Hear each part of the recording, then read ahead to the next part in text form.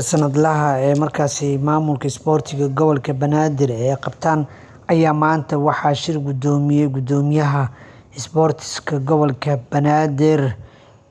Shirkan waxaa ka soo qayb galay mas'uuliyiin aad u fara badan waxaana hogaaminayay Mudane Xasan Wiish ayaana maanta shirkan ka furmay magaalada Muqdisho.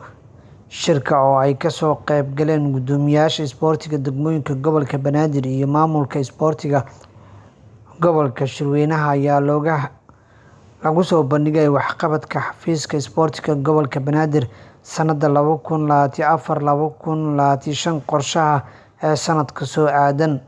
Gudoomiye Wiish iyo shirweynaha ka hadlay ayaa sheegay in ay mas'uuliyad ka saaran tahay horumarinta iyo fursad siinta dhalinyarada isboortiga caasimadda ee ku dhaqan. Sanadkan ay qorshaha ugu jirto in ay qabtaan tartamo kala duwan oo loo qaban doono wiilal iyo gabdho oo qayb ay ka noqon doonaan dhalinyarada Soomaaliyeed si loo gaarsiiyo tartamada kuwa heer degmo ilaa heer qaran.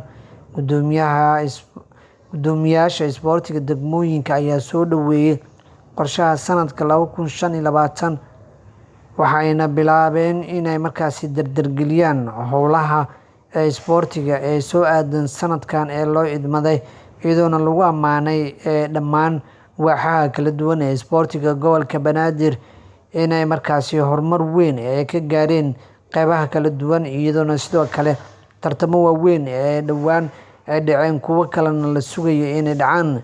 Shirkan horey ayaa waxaa loogu daahfuray maamulka gobolka Banaadir waxaana shirkii ka horeeyay kasoo qayb galay Gudoomiyaha ku-xigeenka arrimaha bulshada ee gobolka Banaadir ayaana sidoo kale ku ammaanay maamulka isboortiga gobolka Banaadir howsha ay u hayaan dadka Soomaaliyeed.